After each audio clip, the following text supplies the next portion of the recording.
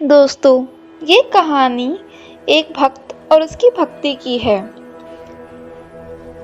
माधवी बहुत गरीब औरत थी। वो पूरा दिन अपना काम करती और काम करके जो पैसे मिलते उससे वो अपना गुजारा कर रही थी। माधवी रोज की तरह अपने काम पे गई।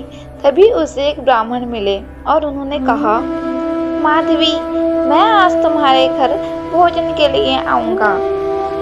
माधवी ने सोचा, अगर मैंने उन्हें मना कर दिया तो ये कितना बड़ा पाप होगा। एक ब्राह्मण को मना करना, नहीं नहीं, इतना बड़ा पाप मैं नहीं कर सकती। ये सोचकर माधवी ने उन्हें अपने घर में आने का न्योता दे दिया। ब्राह्मण ने जब सुना तो वो बहुत खुश हो गए और खुशी खुशी वहां से चले गए।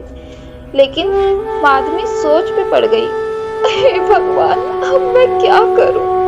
मैं कहां से लेकर आऊं सामान? ना मेरे पास पैसे हैं, ना ही भोजन का सामान। अब मैं क्या करूं? मैं उन्हें कैसे खाना खिलाऊं? मैंने उन्हें तो अपने घर में आने का न्योता दे दिया, लेकिन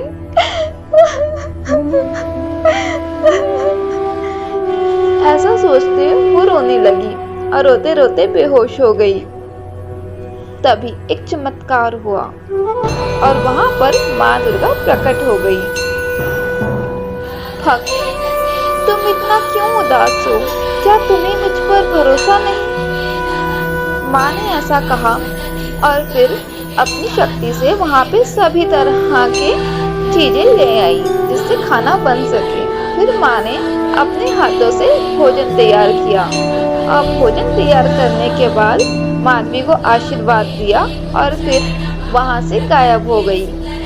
माधवी जब उठी तब उसने देखा और देखकर वो हैरान रह गई। सभी तरह के पकवान बने हुए थे। ये देखकर माधवी बिल्कुल शॉक रह गई कि अरे, ये सब किसने बना दिया? उसने माता रानी का धन्यवाद किया।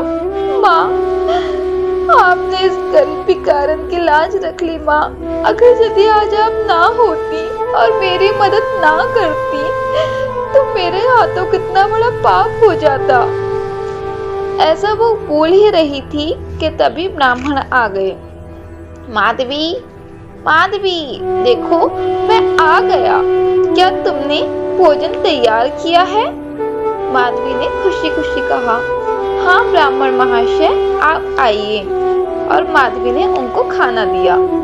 जब ब्राह्मण ने भोजन किया, आह माधवी, वाह, तुम्हारे हाथों में तो चमत्कार है कि इतना स्वादिष्ट भोजन मैंने कभी नहीं खाया। ब्राह्मण ने उस भोजन को बहुत आनंद लेकर खाया और माधवी को आशीर्वाद दिया।